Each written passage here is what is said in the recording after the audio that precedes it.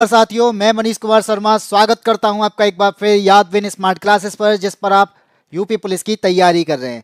जैसा कि आपको पता है, रात के 9 बज चुके हैं और रात के 9 बजे आपका एक सेशन स्टार्ट होता है, जो कि आपका किसका होता है? यूपी के मॉक टेस्ट का सेशन है, जिसमें हम यूपी के कई सारे मॉक टेस्ट लगा चुके हैं। और आज आपका मॉक टेस्ट नंबर 25 है और मॉक टेस्ट नंबर 25 में पहला क्वेश्चन ये है। ठीक है, तो शेखर राज आ चुके हैं। शेखर राज, गुड इवनिंग। तो जितने भी साथी मेरे साथ में लाइव जुड़ रहे हैं, वो साथी इस सेशन को शेयर जरूर कर दें, जिससे कई सारे बच्चे जिनके पास, जो यूपी पुलिस की तैयारी कर रहे हैं, ये नोटिफिकेशन भी उनके पास जाए, उनके पास में ऐसा वीडियो भी जाए जिसमें उनकी तैयारी को और अच्छा किया जा सकता है। ठीक है, तो अब बात करते हैं सबसे पहले क्वेश्चन की, जो कि आपकी स्क्रीन पर, मोबाइल की स्क्रीन पर है। वो ये है, पहला है आपका क्वेश्चन, आगरा की मोती मस्जिद। पहला क्वेश्चन आपके सामने जो कहता है कि आगरा की मोती मस्जिद का निर्माण किसके द्वारा करवाया गया था? आगरा की मोती मस्जिद का निर्माण किसके द्वारा करवाया गया? जिसमें आपके सामने चार ऑप्शन हैं। पहला ऑप्शन आपके सामने है अकबर, दूसरा ऑप्शन है आपके पास में शाहजहां, ऑप्शन नंबर सी कहता है औरंगजेब, और ऑप्शन नंबर डी है आपका दारा शिकोह। तो इनमें से किसने आगरा में मोती मस्जिद का निर्माण करवाया था? शेखर राज, गुड इवनिंग। प्रिया चाहर, गुड इवनिंग। ठीक है, तो सबसे पहले आपको इसका आंसर देना है, तो जल्दी से बताइए इसका आंसर क्या होने वाला है। और जितने भी साथी मेरे साथ में लाइव जुड़ रहे हैं, वो इस सेशन को शेयर जरूर कर दें, जिससे कि और भी साथियों को इसका फायदा मिल सके। तो इसी के साथ में इस क्वेश्चन का आंसर भी देना है आपको। यदुवंशी, राधे राधे। तो यहां पे आपका आंसर क्या होगा, जल्दी बताओ। यदुवंशी भी आगे, प्रिया चहर, शेखर राज, आप तीनों में से कौन आंसर देने वाला है? जब से सबसे पहले कौन आंसर देगा, बताइए। अगर आपका आंसर नहीं आया और यदुवंशी ने आंसर दे दिया है पहले का बी, और यदुवंशी ने आते ही पहले का बी यानी पहली बॉल पे चौका मार दिया है, जो कि है शाहजहां। ठीक है, आगरा की मोती मस्जिद का निर्माण किसने कराया था? शाहजहां ने करवाया था। अगर ये क्वेश्चन पलट जाता, अगर ये क्वेश्चन होता कि दिल्ली की मोती मस्जिद का निर्माण किसने करवाया था, तब आपका आंसर क्या होता? दिल्ली की मोती मस्जिद का निर्माण किसने करवाया था? आगरा की मोती मस्जिद शाहजहां ने बनवाई थी, तो दिल्ली की मोती मस्जिद किसने बनवाई थी? तो दिल्ली की मोती मस्जिद बनवाई थी आपकी औरंगजेब ने। किसने? औरंगजेब ने दिल्ली की मोती मस्जिद का निर्माण कराया था। ठीक है, अगर आपसे पूछता है फतेहपुर सीकरी में जो बुलंद दरवाजा बनाया गया, फतेहपुर सीकरी में जो बुलंद दरवाजा बनाया गया, वो किसके द्वारा बनवाया गया? वो बनवाया गया आपके अकबर के द्वारा। यानी फतेहपुर सीकरी में क्या है? बुलंद दरवाजा। और कल हमने क्या पढ़ा था? फतेहपुर सीकरी में बुलंद दरवाजा तो है, वहां पर एक दरगाह भी है, और कल हम पढ़ चुके हैं। इसका कमेंट में आंसर दीजिए। सर, ये सेटअप करने में आपका कितना खर्चा आया था? भाई जहां पे आ जाओ तो बता देंगे। फतेहपुर सीकरी में क्या बनवाया था अकबर ने? बुलंद दरवाजा। ठीक है, फतेहपुर सीकरी में अकबर के द्वारा बुलंद दरवाजा बनाया गया। और अगर मैं यहां बात करूं दारा शिकोह ने क्या किया था, दारा शिकोह क्या है? तो दारा शिकोह भी क्या थे आपके? इन्होंने उपनिषदों का अनुवाद किया था, और उस अनुवाद को क्या बोला गया था? यानी उसको बोला गया था सिर्र ए अकबर के नाम से जाना जाता है। इन्होंने जिन उपनिषदों का अनुवाद किया यानी ट्रांसलेशन किया, उस ट्रांसलेशन को सिर्र ए अकबर के नाम से जाना जाता है। ये बात आपको याद रखनी है, सिर्र ए अकबर। ठीक है, और इसका अनुवाद किसने किया था?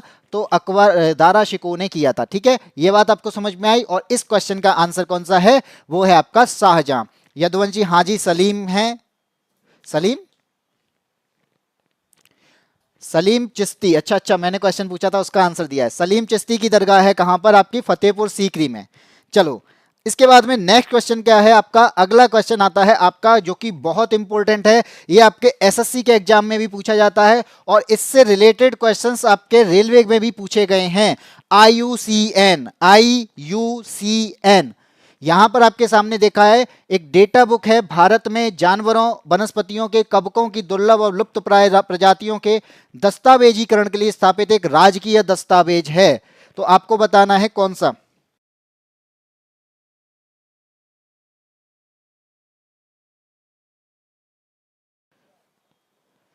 प्रिया चाहर ने आंसर दे दिया है रेड। अब मैं आपको बता दूं कि ये जो होती है, यानी आपने नाम सुना होगा IUCN के नाम से, जानते हैं, एक संस्था है IUCN, और इसका मतलब होता है कि international union of conservation of nature, यानी प्रकृति का कंजर्वेशन करने की एक संस्था। प्रकृति में जो जीव हैं, प्रकृति में जो पेड़ हैं, प्रकृति में जो आपके वेटलैंड्स हैं, उनकी कंजर्वेशन के लिए क्या बनाएगी, एक संस्था बनाएगी, और इसे कहा जाता है IUCN। अगर इसकी फुल फॉर्म पूछी जाती है तो international union of conservation of nature. अब इसकी बात करें तो IUCN में स्थापना जब हुई थी, इसकी स्थापना कब हुई थी, आपकी 1948 में इसकी स्थापना हुई। अगर आपसे इसका हेडक्वार्टर पूछा जाता है, IUCN का हेडक्वार्टर आपका पूछा जाता है, तो इसका हेडक्वार्टर कहां पर है, स्विट्जरलैंड में है। और अगर आपसे ये पूछ ले जाए कि इसमें कितनी कैटेगरी हैं, यानी IUCN में कितनी कैटेगरी हैं, इसमें 9 कैटेगरी हैं, और एक कैटेगरी आपकी क्या है, रेड लिस्ट के नाम से जानी जाती है, जिसमें आपके लुप्त प्राय प्रजातियां जो होती हैं उनकी एक लिस्ट बनाई जाती है, और उनकी लिस्ट बनाने के बाद में उनको कंजर्व करने के तरीके अपनाए जाते हैं जिससे उनको बचाया जा सके। इसलिए यहां पर आपका आंसर कौन सा हो जाएगा, ऑप्शन नंबर सी हो जाएगा, जो कि क्या है, IUCN की एक रेड लिस्ट होती है, और IUCN का हेडक्वार्टर आपका स्विट्जरलैंड में है। शेखर राज ने आंसर दे दिया 2 का सी, यदुवंशी ने दे दिया 2 का सी, प्रिया चाहा, हाँ आपका रेड सही है। तो एक रेड डेटा बुक होती है जो कि IUCN के द्वारा बनाई जाती है, और इसका मुख्यालय आपका ग्लैंड स्विट्जरलैंड में है। इसमें 9 कैटेगरी होती हैं, और इसमें जो लिस्ट बनाई जाती है वो रेड डेटा लिस्ट होती है, जो कि लुप्त प्राय जीव है, यानी लुप्त होने वाले जीव या लुप्त हो सकने वाले जीवों को उसमें रखा जाता है, जो कि क्या है, संकटग्रस्त होते हैं, और उनको बचाने के लिए, उनको कंजर्व करने के लिए यह संस्था बनाएगी, और उनको बचाने के प्रयास किए जाते हैं। इसके बाद में नेक्स्ट क्वेश्चन की बात करते हैं। अगला क्वेश्चन आपके सामने ये गया, क्वेश्चन नंबर 3, और ये है आपका बायोलॉजी का, जो कि कहता है कि निम्न में से कोशिकाओं का कौन सा भाग पशु कोशिकाओं में नहीं होता है। यानी आपके पता है, आपको मालूम है कि एक सेल होती हैं, सेल आपके एनिमल में भी सेल होती है, इसके अलावा प्लांट्स में भी सेल्स होती हैं। तो इन सेल्स में क्या होता है, कुछ आपके कहते हैं कॉमन होते हैं, और कुछ आपकी क्या कॉमन के अलावा भी यानी एक्स्ट्रा चीज़ें होती हैं, वो किस में पाई जाती हैं, आपके प्लांट्स में भी कुछ एक्स्ट्रा होती हैं जो कि आपके प्लांट सेल में नहीं पाई जाती, और वो जो एनिमल में पाई जाती है वो प्लांट सेल में, और प्लांट सेल में कुछ ऐसी सेल्स होती हैं जो एनिमल में नहीं पाई जाती हैं। ठीक है, तो यहाँ पे अगर हम सेल्स की बात करें तो आपको पता है सेल्स को क्या कहा जाता है,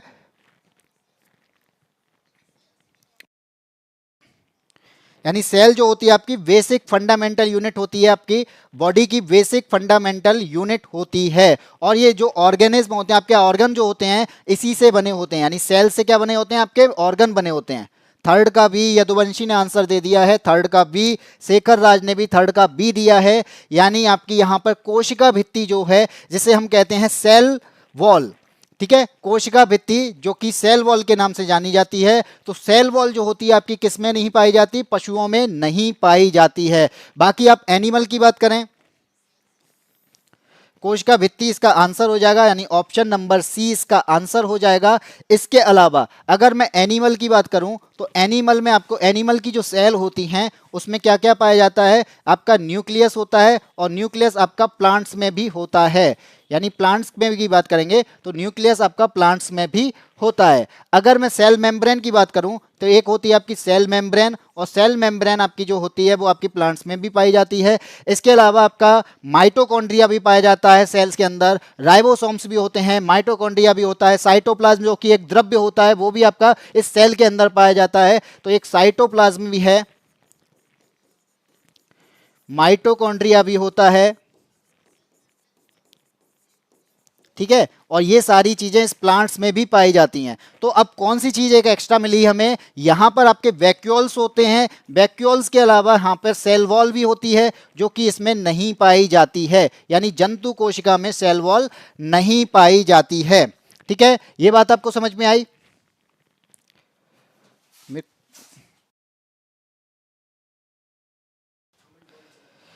सर डी को इंग्लिश में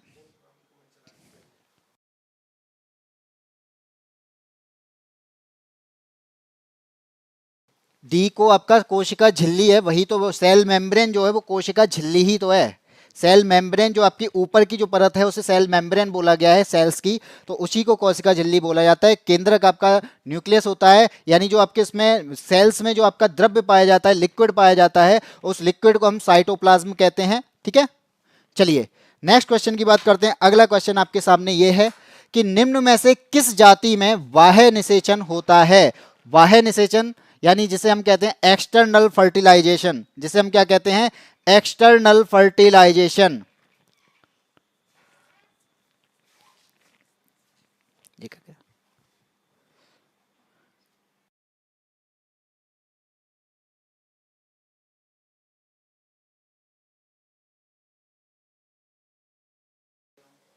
ठीक है, तो यहां पे बात करते हैं बाह्य निषेचन की बात करेंगे तो ये हो जाता है आपका एक्सटर्नल फर्टिलाइजेशन यानी बाह्य निषेचन। अब बाह्य निषेचन निषेचन की क्रिया जो होती है यानी फर्टिलाइजेशन की क्रिया जो होती है इनमें से किस में होती है, मुर्गी में, बिल्ली में, या मेढक में, या सांप में। तो इसका आंसर दिया है धीरेन्द्र शिकरवार ने, आंसर दे दिया है इसका आंसर मेढक। यानी यहां पर आपकी बात की जा रही है एक्सटर्नल फर्टिलाइजेशन की, और एक्सटर्नल फर्टिलाइजेशन जो होता है आपका मेढक में होता है। यानी एक समय में एक साथ पानी की सतह पर तैरने पर यहां पर आपका मेढक भी आपका क्या करेगा, आपका जो उसमें स्पर्म होता है वो बाहर आता है। इसके अलावा आपके मेढक जो नर मादा मेढक होती है उसके भी जो अंड कोशिकाओं से जो द्रव्य निकलता है वो जब बाहर आता है और इनमें निषेचन की क्रिया हो जाती है, यानी एक्सटर्नल रूप से इनमें निषेचन की क्रिया हो जाती है, यानी फर्टिलाइजेशन की क्रिया हो जाती है, जिसके बाद में इसमें कई सारे अंडे बनते हैं। तो यहां पर अगर आपसे पूछा जाए कि एक्सटर्नल फर्टिलाइजेशन किस में होता है तो एक्सटर्नल फर्टिलाइजेशन आपका आंसर हो जाएगा मेढक। ठीक है, ऊंट, ऊंट में सर केंद्रक नहीं पाया जाता है। हाँ, यदुवंशी ऊंट में केंद्रक नहीं पाया जाता, यानी ऊंट की जो सेल होती हैं उसमें केंद्रक यानी न्यूक्लियस नहीं पाया जाता है। शेखर राज ने भी आंसर दे दिया है 4 का सी। तो यहाँ पे शेखर राज, धीरेन्द्र शिकरवार दोनों सही हो जाते हैं। इसके बाद यदुवंशी ने भी आंसर, प्रिया चाहर ने भी आंसर दिया है 4 का सी। ठीक है, चलिए नेक्स्ट क्वेश्चन की बात करते हैं। अगला क्वेश्चन आपके सामने है ये, मानवों में आवाज द्वारा उत्पादित होती है। मानवों में आवाज द्वारा उत्पादित होती है, किसके द्वारा उत्पादित होती है, यानी हमारी जो आवाज है वो किसके द्वारा उत्पादित हो जाती है। ऑप्शन नंबर ए है आपका लैरिंक्स, जिसे आप कहते हैं कंठ। ऑप्शन नंबर बी श्वास नली। ऑप्शन नंबर सी फेफड़ा। और ऑप्शन नंबर डी है आपका मुंह। तो इसमें से कौन सा क्वेश्चन यानी कौन सा आंसर सही होगा, इसमें कौन सा आंसर सही होगा। प्रिया चाहर ने आंसर दे दिया है कंठ। इसके अलावा शेखर राज, यदुवंशी, धीरेन्द्र शिकरवार, आप भी इसका आंसर बताएं जल्दी से। यानी हमारे द्वारा, यानी हम जो मानव हैं, ह्यूमंस हैं, उनमें आवाज की जो उत्पत्ति होती है वो किस वजह से होती है। तो इसका आंसर जो होगा, यदुवंशी ने दे दिया है 5A और शेखर राज ने भी आंसर दे दिया है 5 का ए। तो इसका आंसर भी यही है कंठ, यानी लैरिंग्स से आपके मानव की जो वॉइस होती है वो उत्पन्न होती है। तो मानवों में क्या होगा, वॉइस आएगी, और वॉइस किसकी वजह से आ पाती है, मानव में क्या पाए जाते हैं, लैरिंग्स पाए जाते हैं, और लैरिंग्स की वजह से आपके वॉइस निकल पाती है। इसे हम क्या कहते हैं, इसे हम वॉइस बॉक्स के भी नाम से जानते हैं, वॉइस बॉक्स के नाम से भी इसे जानते हैं। इसके अलावा इसे ग्लॉटिस के नाम से भी जानते हैं, इसे हम क्या कहते हैं, ग्लॉटिस भी बोलते हैं। तो लैरिंग्स को ग्लॉटिस या वॉइस बॉक्स भी कहा जाता है। अगर मैं आपसे पूछूं कि पक्षियों में, ये तो हो गया मानवों की बात, अगर आपसे पूछ लिया जाए पक्षियों में जो आवाज आती है, पक्षी की आवाज किसकी वजह से आती है, तो पक्षियों में आवाज जो आती है वो किसकी वजह से आती है, वो आती है सैरिंग्स की वजह से। यानी पक्षियों में जो पाया जाता है वो क्या होता है, सैंड्रिक्स पाया जाता है। जैसे आपके मानव में लैरिंग्स होता है, तो यहाँ पे आपका सैरिंग्स होता है, शायद सैरिंग्स।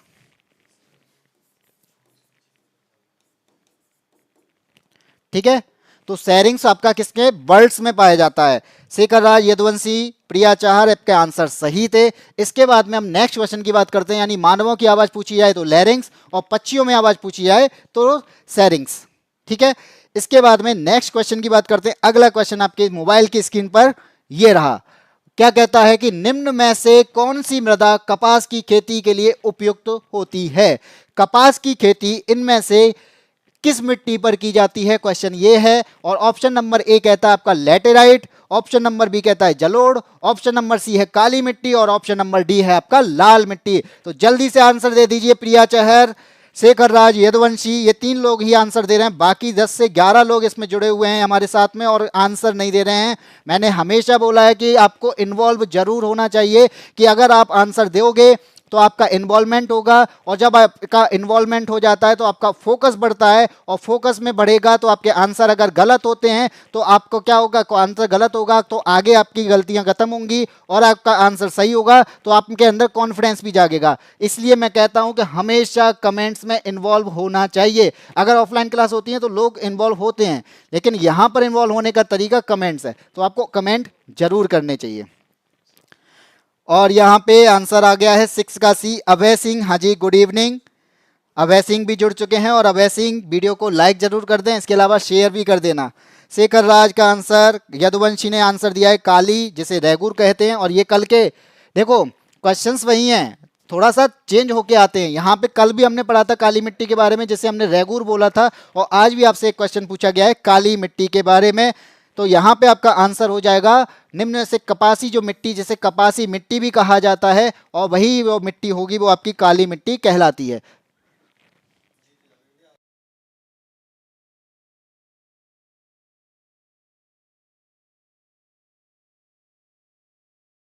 ठीक है, तो यहां पे आपसे पूछा जाए, यानी आपकी जो मिट्टी हो रही है काली मिट्टी पे कपास होता है, कपासी मिट्टी भी कहा जाता है, और इसे रेगुर मिट्टी भी कहते हैं। इसके अलावा महाराष्ट्र में है, यानी उत्पादक आपका महाराष्ट्र में होता है, गुजरात में होता है।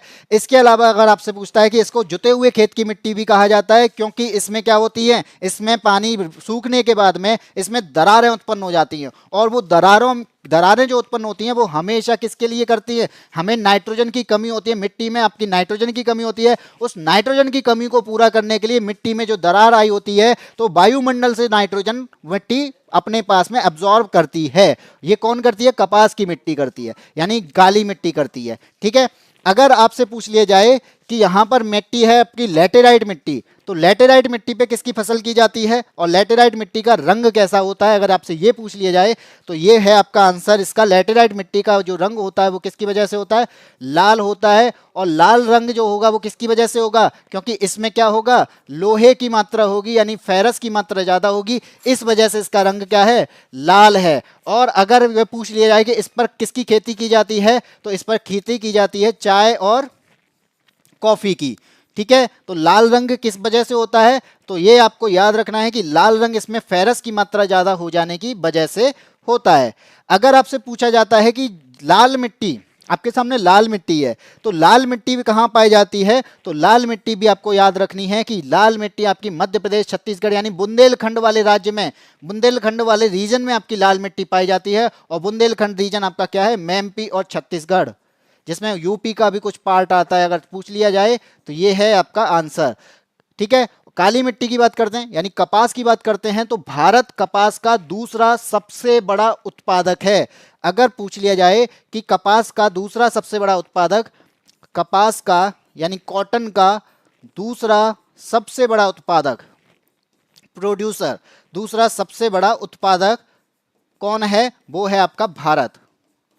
अगर दूसरा भारत है तो फिर पहला कौन है, अगर आपसे ये पूछता है दूसरा भारत है तो पहला कौन है, तो फर्स्ट पर है आपका चीन। ठीक है, तो पहला है आपका चीन। और आपसे पूछ लिया जाए, ये तो आपके प्रोड्यूसर की बात हो गई, यानी प्रोड्यूस कौन करता है, भारत सेकंड पे सबसे ज्यादा लार्जेस्ट, सेकंड लार्जेस्ट है, और फर्स्ट है आपका चाइना।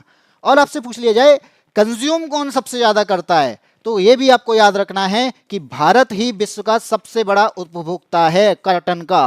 भारत विश्व का सबसे बड़ा उपभोक्ता है, तो ये भी आपके इंपॉर्टेंट क्वेश्चन बनते हैं, यानी भारत सबसे ज्यादा कंज्यूम भी करता है इसका, तो ये आपके इंपॉर्टेंट बनते हैं। ठीक है, और यहाँ पे आपके सामने एक और है जलोढ़ मिट्टी।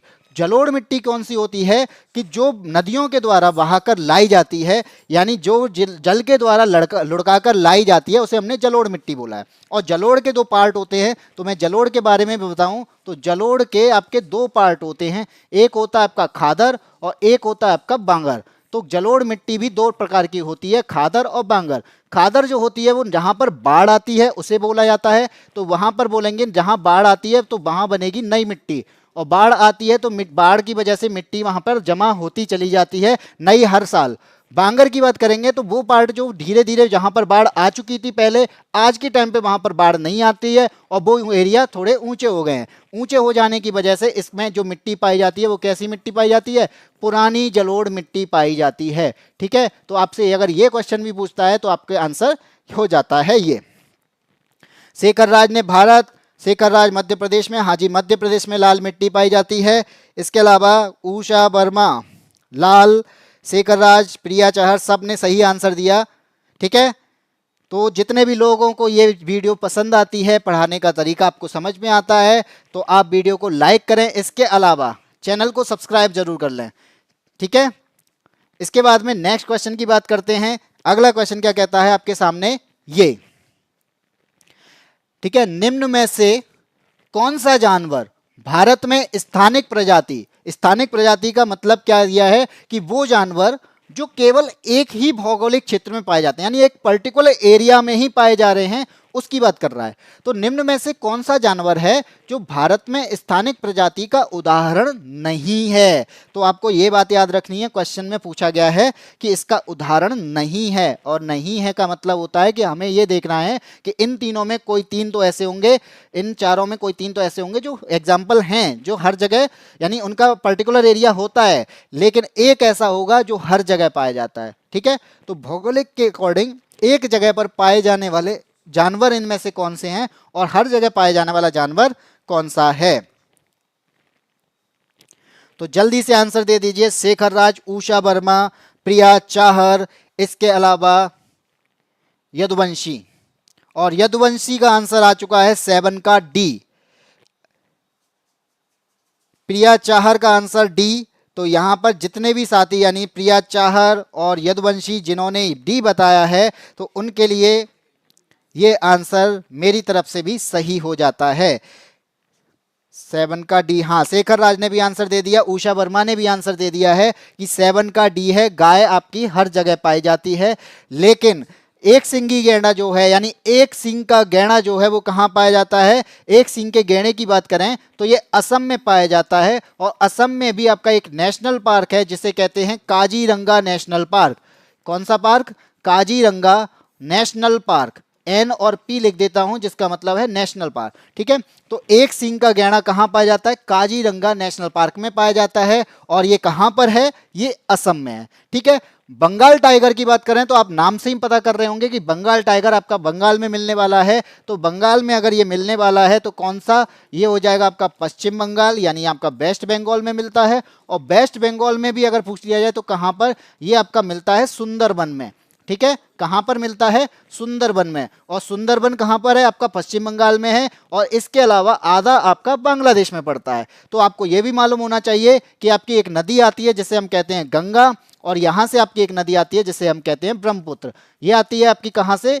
तिब्बत के रीजन से इंडिया में एंटर करती है, तिब्बत रीजन से अरुणाचल प्रदेश से एंट्री करती है, और गंगा इधर से आती है। बांग्लादेश में पहुंचने के बाद में क्या होता है?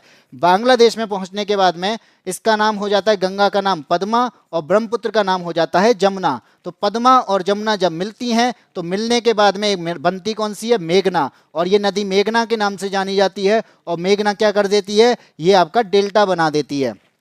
डेल्टा का मतलब यहां से आपकी मिट्टी सेडिमेंट छोड़ना स्टार्ट, आपकी नदी जो सेडिमेंट छोड़ना स्टार्ट कर देती है। समुद्र में जाने से पहले सेडिमेंट्स को छोड़ा जाना ही उसका क्या कहा गया है? डेल्टा बोला गया है। तो यही है भारत यानी विश्व का सबसे बड़ा डेल्टा। अगर आपसे पूछ लिया जाए कि विश्व का सबसे बड़ा डेल्टा कौन सा है, तो विश्व का सबसे बड़ा डेल्टा है आपका सुंदरबन। ठीक है, तो कौन सा है? सुंदरबन डेल्टा विश्व का सबसे बड़ा है, और ये भारत की रामसर साइट है। तो अगर पूछ लिया जाए कि भारत की सुंदरबन डेल्टा क्या है, तो भारत की एक रामसर साइट भी है और विश्व का सबसे बड़ा डेल्टा है। किसके द्वारा बनता है? गंगा और ब्रह्मपुत्र के द्वारा। और आपसे पूछ लिया जाए कि बांग्लादेश में गंगा और ब्रह्मपुत्र के नाम क्या हो जाते हैं? बांग्लादेश में गंगा और ब्रह्मपुत्र के नाम हो जाते हैं पद्मा और जमुना। गंगा का हो जाएगा पद्मा और ब्रह्मपुत्र का हो जाएगा जमुना। ठीक है, और यहाँ पे मिथुन की बात यानी सी ऑप्शन की बात करते हैं, तो आपके सामने एक और ऑप्शन है जिसका जो है आपका सी। तो सी ऑप्शन है मिथुन। तो मिथुन भी आपका एक स्थानिक प्राणी है, और मिथुन आपका जो मिलता है ये कहाँ पे मिलता है? ये आपका मिलता है कहाँ पर? अरुणाचल प्रदेश में। तो अरुणाचल प्रदेश का ये प्राणी है, अरुणाचल प्रदेश का एक जानवर है, इसका एक पर्टिकुलर एरिया है अरुणाचल प्रदेश, इसके अलावा ये कहीं नहीं मिलता है। तो आपके तीन हो गए, एक सिंगी गैंडा, बंगाल टाइगर, मिथुन, ये तीनों आपका एक भौगोलिक क्षेत्र में रहते हैं और गाय आपके हर प्रदेश में मिलने वाली है। तो यहां पर आपके आंसर हो जाते हैं ये। ठीक है, उषा वर्मा, हाजी मेघना, नर्मदा ताप्ती ये क्या है? ये किसका आंसर है? नर्मदा ताप्ती मांडवी अरब सागर। नर्मदा और ताप्ती ये आपकी अरब सागर में गिनती है, ये भी बात सही है। सुंदरबन, शेखर राज बिल्कुल सही, शेखर राज ने मेघना पश्चिम बंगाल। तो हाँ, गंगा को पद्मा कहा जाता है, ये बात सही है। देखो यदुवंशी, मैं बता दूं कि नर्मदा और ताप्ती आपकी भ्रंश घाटी से बहती है और नर्मदा जो निकलती है वो आपके अमरकंटक से निकलती है और अमरकंटक से निकलकर भ्रंश घाटी से बहती है। और भ्रंश घाटी कौन सी है? विंध्या और सतपुड़ा के बीच की घाटी, और वहां से निकलकर वो आगे बढ़ती है और अरब सागर में खंबात की खाड़ी में जाके गिरती है। ताप्ती भी आपकी कहां से निकलती है? भ्रंश घाटी से बहती है। भ्रंश घाटी कौन सी? सतपुड़ा और अजंता की। तो सतपुड़ा और अजंता के बीच से बहने वाली नदी कौन सी है? तो सतपुड़ा और अजंता के बीच से ताप्ती नदी बहती है और ये भी कहां बह जाकर गिरती है? अरब सागर में जाके गिरती है। और आपसे अरब सागर में गिरने वाली नदियों में पूछ लिया जाए प्रायद्वीपीय भारत में सबसे बड़ी नदी कौन सी है? तो नर्मदा नदी है। ठीक है, हाँ ठीक, चलिए इसके बाद में नेक्स्ट क्वेश्चन की बात करते हैं। अगला क्वेश्चन आपके सामने ये रहा। अगला क्वेश्चन है, भारत का सबसे बड़ा बॉक्साइट उत्पादक राज्य कौन सा है? बॉक्साइट उत्पादक राज्य के बारे में पूछा जा रहा है। ऑप्शन है आपके सामने उड़ीसा, ऑप्शन नंबर बी है उत्तर प्रदेश, ऑप्शन नंबर सी तमिलनाडु और option number D Madhya Pradesh. बताइए इसका आंसर क्या होने वाला है? बॉक्साइट जिसे आप कहते हो एल्यूमिनियम अस्क यानी एल्यूमिनियम ओर बोला जाता है, एल्यूमिनियम ओर। ठीक है, एल्यूमिनियम ओर यानी इसका मतलब क्या है? यह है आपका एल्यूमिनियम का अयस्क। बॉक्साइट जो होता है वो एल्यूमिनियम का अयस्क होता है और इसे हम लिखते हैं Al2O3, यानी आप में क्या है? Al2O3। ठीक है, तो ये आपका किसके साथ पाया जा रहा है? ऑक्सीजन के पास में पाया जा रहा है, यानी Al2O3, इसको एल्यूमिनियम ओर बोला जाता है। और ये एल्यूमिनियम ओर किसका है? यानी बॉक्साइट है।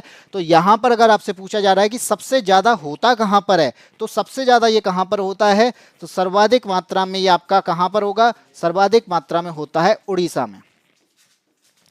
ठीक है, सर्वाधिक मात्रा की बात की जाए तो सबसे ज्यादा होता है, यानी पहले नंबर पे आता है आपका उड़ीसा। अगर आपसे दूसरा पूछ लिया जाए तो दूसरा है आपका झारखंड, और तीसरे की बात की जाए तो झारखंड के बाद में आता है गुजरात। तो ये तीन स्टेट आपको याद रखने हैं।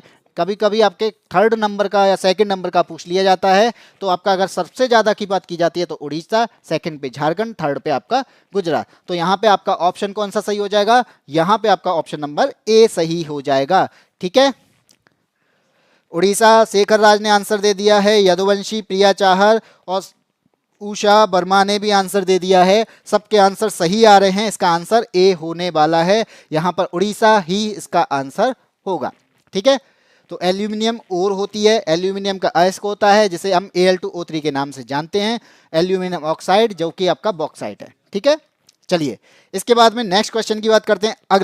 अगला है क्वेश्चन आपका, निम्न में से किस प्रकार का कोयला उच्चतम गुणवत्ता का होता है? सबसे बेस्ट कोयला कौन सा होता है, आपसे ये क्वेश्चन पूछा जा रहा है। आपके सामने ये ऑप्शन दिए, लिग्नाइट, पीट, बिटुमिनस और एंथ्रेसाइट। लिग्नाइट, पीट, बिटुमिनस और एंथ्रेसाइट, ये आपके चार प्रकार हैं कोयले के। अगर आपसे पूछता है कोयले के प्रकार बताओ, तो कोयले के प्रकार के बारे में आपको चारों ऑप्शन जो दिए हैं ये कोयले के टाइप ही हैं, यानी कोल के टाइप आपको दिए हैं। पहला है आपका लिग्नाइट, सेकंड है आपका पीट, थर्ड है आपका बिटुमिनस और फोर्थ है आपका एंथ्रेसाइट। ठीक है, और आपसे अगर पूछ लिया जाए कि आपसे पूछा जाए कि इसमें सबसे बेस्ट कौन सा है,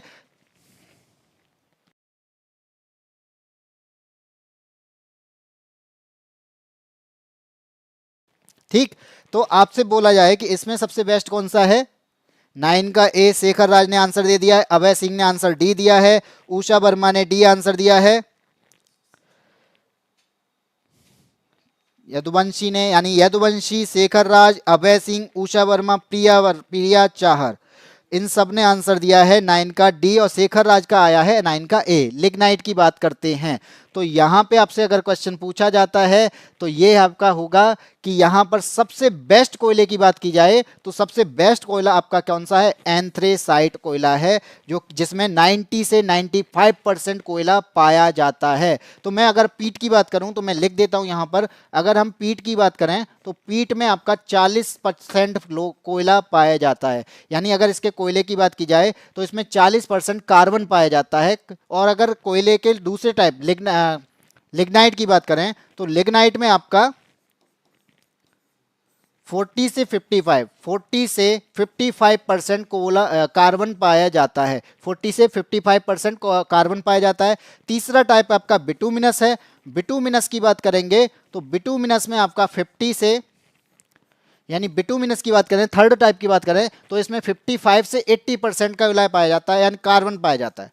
ठीक है, 55 से 80% कार्बन पाया जाता है। लेकिन जब एंथ्रेसाइट की बात करते हैं तो एंथ्रेसाइट में आपका लगभग 90 से 95% कोल पाया जाता है या कार्बन पाया जाता है। इनमें कार्बन की मात्रा की बात की जा रही है तो इसमें कार्बन की मात्रा आपकी 40% होती है, और इसमें आपके पीट में और लिग्नाइट में 40 से 55, बिटुमिनस में 55 से 80 और एंथ्रेसाइट में 80 से या फिर 90 से 95 तक होती है।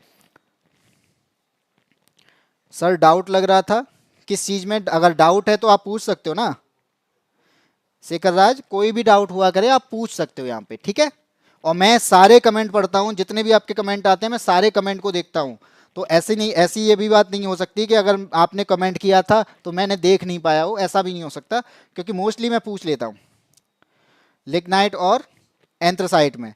हाँ, एंथ्रेसाइट की बात करेंगे तो इसमें सबसे लिग्नाइट तो आपका सेकंड नंबर पे आता है, सेकंड नंबर पे आता है, थर्ड फोर्थ पे आपका एंथ्रेसाइट आता है, जो कि सबसे बेस्ट है। और यही सबसे कैसा होता है, सबसे बेस्ट तो होता ही है, इसके अलावा ये सबसे कठोर भी होता है।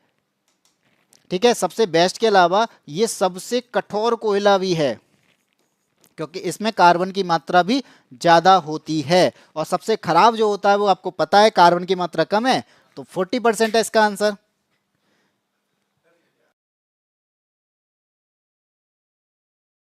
चलो नेक्स्ट क्वेश्चन की बात करते हैं। अगला क्वेश्चन क्या है कि विश्व स्वास्थ्य दिवस प्रतिवर्ष कब मनाया जाता है, वर्ल्ड हेल्थ डे कब मनाया जाता है, इसका आंसर क्या होगा, वर्ल्ड हेल्थ डे बताइए। तो यहां पे आपसे पूछा गया है कि वर्ल्ड हेल्थ डे, तो वर्ल्ड हेल्थ डे को करने से पहले आपके सामने है 8 मार्च। 8 मार्च की बात करें तो आपको 8 पता होना चाहिए कि 8 मार्च को वर्ल्ड वुमेन डे मनाया जाता है, यानी अंतरराष्ट्रीय महिला दिवस। अगर कब पूछा जाए कब मनाया जाता है तो अंतरराष्ट्रीय महिला दिवस 8 मार्च को मनाया जाता है। कब मनाया जाता है, 8 मार्च को मनाया जाता है अंतरराष्ट्रीय महिला दिवस। अगर आपसे क्वेश्चन पूछता है कि 7 अप्रैल को क्या मनाया जाता है तो आपको याद रखना है कि 7 अप्रैल को जो मनाया जाता है उसे कहते हैं हम वर्ल्ड हेल्थ डे। ठीक है, यानी विश्व स्वास्थ्य दिवस कब मनाया जाता है तो 7 अप्रैल को मनाया जाता है। ठीक, अगर आपसे पूछता है 21 जून को क्या मनाया जाता है तो 21 जून का आपको याद रखना है, इस दिन क्या होता है, इंटरनेशनल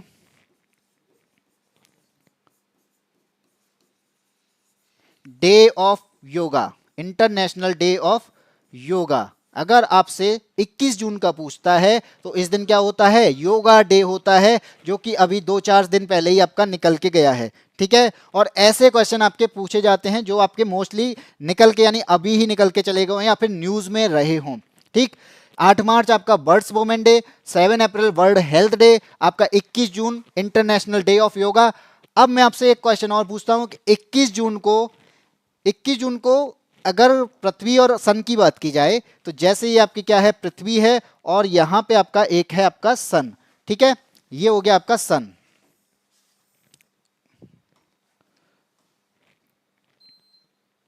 चलो नीचे बना देता हूं, ये है आपका सन। ठीक है, पृथ्वी है और ये सन है। तो 21 जून को सन से जो रेस जाती हैं, सन से जो क्या जा रही हैं, किरणें जाती हैं वो किस रेखा के लंबवत होती हैं? एक रेखा होती है आपकी कर्क रेखा, दूसरी रेखा होती है आपकी विषुवत रेखा, और तीसरी रेखा है आपकी जिसे कहते हैं मकर रेखा। ठीक है, अगर आपसे क्वेश्चन पूछा जाता है कि इन तीनों में से सन की जो रेज होती हैं वो 21 जून को किसके लंबवत होती हैं या किस पर डायरेक्ट पड़ती हैं, कौन सी रेखा पर डायरेक्ट पड़ती हैं, कर्क, विषुवत या फिर मकर? जल्दी से बताइए आंसर। अभय सिंह योगा बिल्कुल सही है। परवेश कुमार समर सॉल्स्टाइस, हाँ जी समर सॉल्स्टाइस होता है इस टाइम पे, ये बिल्कुल बात सही है, जिसे ग्रीष्म अयनांत कहते हैं। 21 जून को क्या होता है? ग्रीष्म अयनांत, और इससे रिलेटेड क्वेश्चन आपके पूछे जाते हैं। समर सॉल्स्टाइस कहते हैं, एक होता है आपका winter solstice. Yoga international day of yoga, Abhay Singh, सबका आंसर जो आ रहा है वो बी आ रहा है, बिल्कुल सही है। और यदुवंशी ने आंसर दे दिया है कि कर्क रेखा के लंबवत होती हैं, यानी आपकी जो 21 जून को किरणें पड़ती हैं कहां पर? 21 जून को कर्क रेखा पर किरणें पड़ती हैं। यानी आपका 21 जून को अगर कर्क रेखा पर है सन की रेस, तो इसके बाद में अब सन कहां जाएगा? 3 महीने बाद विषुवत रेखा पर होगा। यानी एक बार आपका कर्क रेखा पर पहुंचता है 21 जून को, 3 महीने बाद आपका 22-23 सितंबर को कहां पहुंचेगा? विषुवत रेखा पर पहुंचता है। विषुवत रेखा के बाद में ये कहां पहुंचता है? ये पहुंचता है आपका दिसंबर में मकर रेखा पर, और उसके बाद में मार्च में फिर विषुवत रेखा पर पहुंचता है, मार्च के बाद में कर्क रेखा पर फिर जाता है। तो आपका विषुवत रेखा पर आपका सन कितनी बार पहुंचा? 2 बार, और एक बार कर्क रेखा पर और एक बार मकर रेखा पर सन की रेस डायरेक्ट पड़ती हैं। ये क्वेश्चन भी आपके पूछे जाते हैं। ठीक है, अब आपके सामने एक और है 4 जुलाई। तो 4 जुलाई को क्या होता है? ये इतना इंपॉर्टेंट नहीं है, क्योंकि इस दिन क्या होता है? यूएसए का इंडिपेंडेंस डे है। यूएसए इंडिपेंडेंस डे मनाता है इस दिन, तो इतना इंपॉर्टेंट नहीं बनता, लेकिन है। लेकिन अगर मैं यहां पे एक क्वेश्चन आपसे पूछूं, बर्ड्स वुमेन डे तो आपका 8 मार्च को है, तो बर्ड्स के अलावा ये एक नेशनल वुमेन्स डे भी पड़ता है। आपका नेशनल वुमेन्स डे कब पड़ता है? आपका भारत का महिला दिवस कब मनाया जाता है? आपसे अगर ये क्वेश्चन पूछा जाए तो इसका आंसर क्या होगा?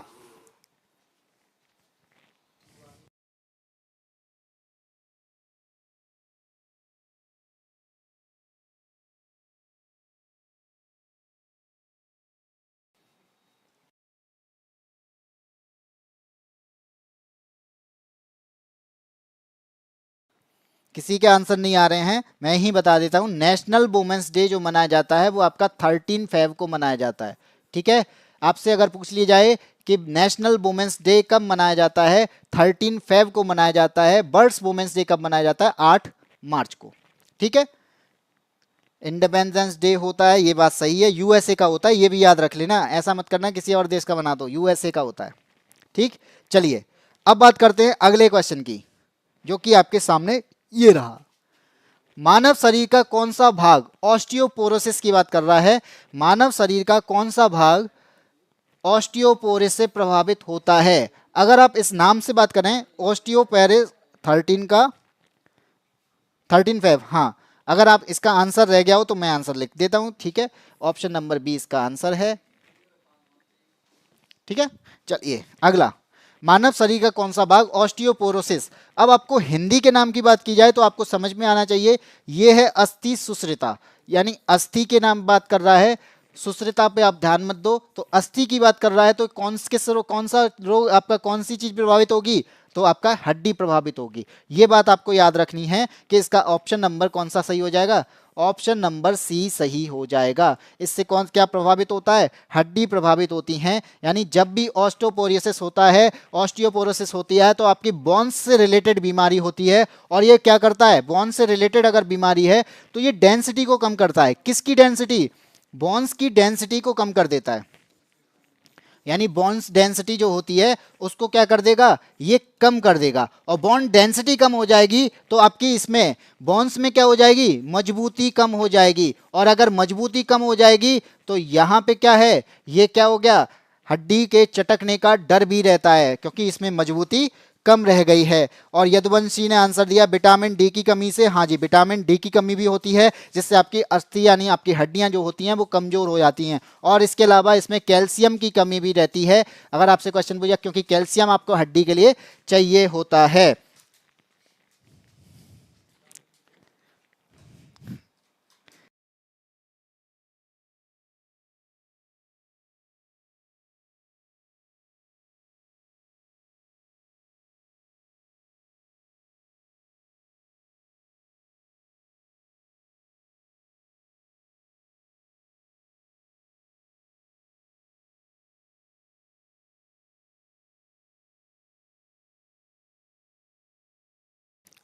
चलो, कैल्शियम की कमी, मजबूती कम, और यहाँ पे बोन डेंसिटी भी कम हो जाती है, जिस वजह से ये सारी बीमारियां हो जाती हैं, यानी ऑस्टियोपोरोसिस बीमारी होती है।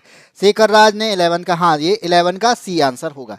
चलिए नेक्स्ट क्वेश्चन की बात करते हैं। अगला क्वेश्चन है आपका, किसने मगध की राजधानी राजगृह से पाटलिपुत्र स्थानांतरित की थी? यानी मगध की जो राजधानी हुआ करती थी वो क्या हुआ करती थी? राजगृह हुआ करती थी, और राजगृह से स्थानांतरित की गई कब? यानी पाटलिपुत्र में स्थानांतरित कर दी गई। अब पाटलिपुत्र इसकी राजधानी हुआ करती थी।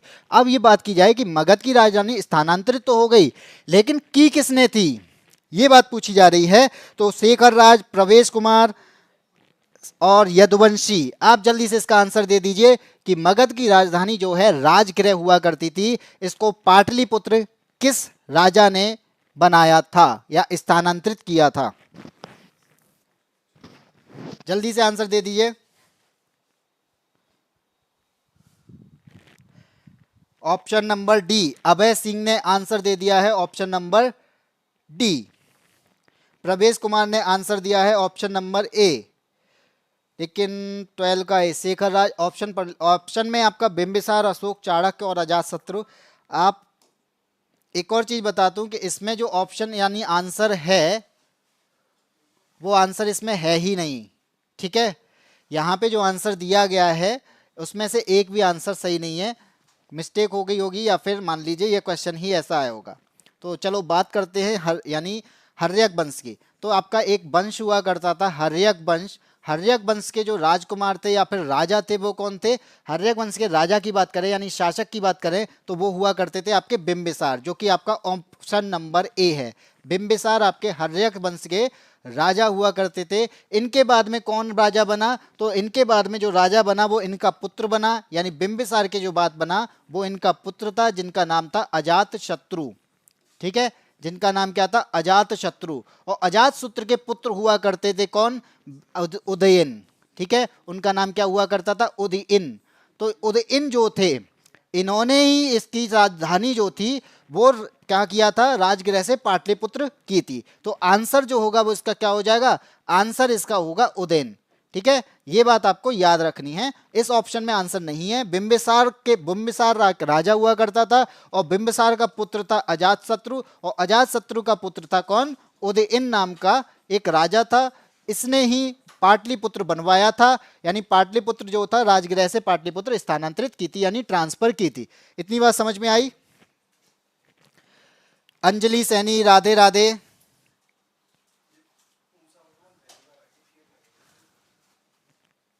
ठीक है, इतनी बात समझ में आई। यानी हर्यक वंश का शासक बिंबिसार, बिंबिसार का पुत्र अजातशत्रु, अजातशत्रु का पुत्र उदयन। उदयन ने ही राजगृह से पाटलिपुत्र बनाई थी, यानी अपनी राजधानी इसने चेंज की थी। चलिए अब बात करते हैं नेक्स्ट क्वेश्चन की। ये क्वेश्चन हो गया आपका कंप्लीट। नेक्स्ट पे आते हैं, आपका अगला क्वेश्चन क्या है? तो अगला क्वेश्चन है आपका योगक्षेमम वहाम्यम। क्वेश्चन है योगक्षेमम वहाम्यम किसका आदर्श वाक्य है? यानी एक टैगलाइन है योगक्षेमम वहाम्यम, और ऑप्शन नंबर ए कहता है एसबीआई की टैगलाइन है, या फिर आपकी एलआईसी की टैगलाइन है, या फिर ये लोकसभा की टैगलाइन है, या फिर आपके प्रधानमंत्री कार्यालय की टैगलाइन है। तो जल्दी से आंसर दे दीजिए। अंजलि सैनी, अभय सिंह, शेखर राज, यदुवंशी, उषा वर्मा, जो भी हमारे साथ में अभी भी जुड़े हुए हैं वो जल्दी से इसका आंसर दे दीजिए। कौन सी टैगलाइन है योग क्षेमम महाम्यम?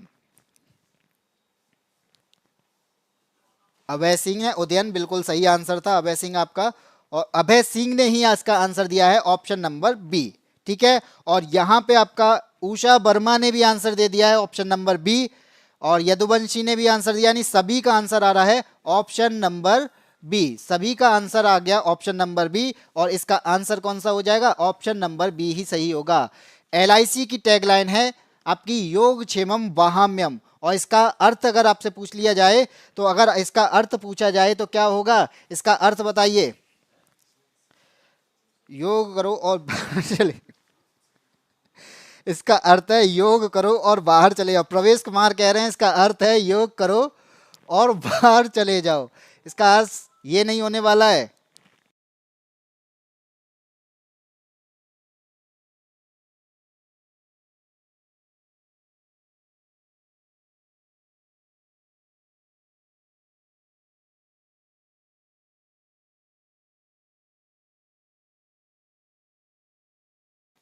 ठीक है, अब बात करते हैं इसकी, यानी योगक्षेमम वहाम्यम की बात करेंगे तो इसका जो, यानी इसका जो हिंदी में वाक्य होगा वो हो जाएगा आपका कल्याण, यानी आपका भी कल्याण और हमारा भी कल्याण, आपका कल्याण और हमारा कल्याण।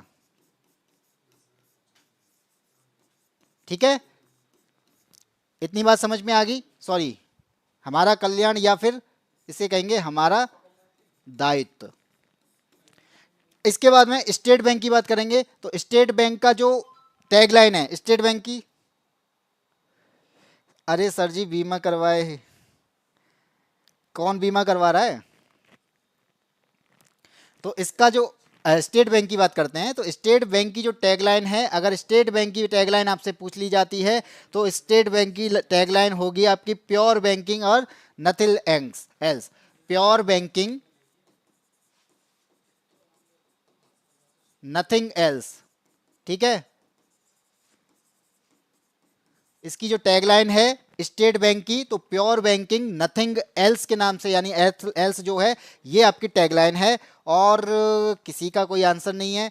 लोकसभा की बात करेंगे तो आपको एक मालूम होना चाहिए कि लोकसभा का गठन अभी हुआ है और 17वीं लोकसभा भंग होगी, और 17वीं लोकसभा भंग होने के बाद में अब जो आपके प्रधानमंत्री बने हैं वो आपके 18वीं लोकसभा के प्रधानमंत्री बने हैं। तो आपका क्वेश्चन पूछ लिया जाए कि प्रेजेंट टाइम में कौन सी लोकसभा के प्रधानमंत्री बने? 18वीं लोकसभा के चुनाव हुए थे और प्रधानमंत्री मोदी 18वीं लोकसभा के पीएम बने हैं। और अगर आपसे पूछ लिया जाए 18वीं लोकसभा है इसके अध्यक्ष कौन बने हैं, तो इसके अध्यक्ष बने हैं ओम बिरला, और जो कि आपके कोटा से सांसद हैं। ओम बिरला जो हैं 18वीं लोकसभा के अध्यक्ष बने हैं और ये आपके कोटा से सांसद हैं। और आपसे अगर पूछ लिया जाए कि लोकसभा का आर्टिकल कौन सा है तो ये आर्टिकल है आपका 80।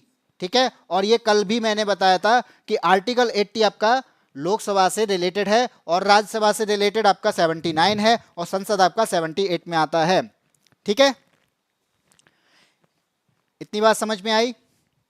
और कल क्वेश्चन बना था कि प्रधानमंत्री बनने के बाद में सबसे पहली यात्रा प्रधानमंत्री ने कहाँ की थी? इटली की थी, और इटली के पीएम कौन थे? मेलोनी। और वहाँ पर किस लिए गए थे? क्योंकि G7 में गए थे, और G7 के हेड कौन थे, यानी होस्ट कौन है? वो इटली था इस साल। और कौन सी बैठक हुई थी? 50वीं बैठक थी, 50वीं समिट थी।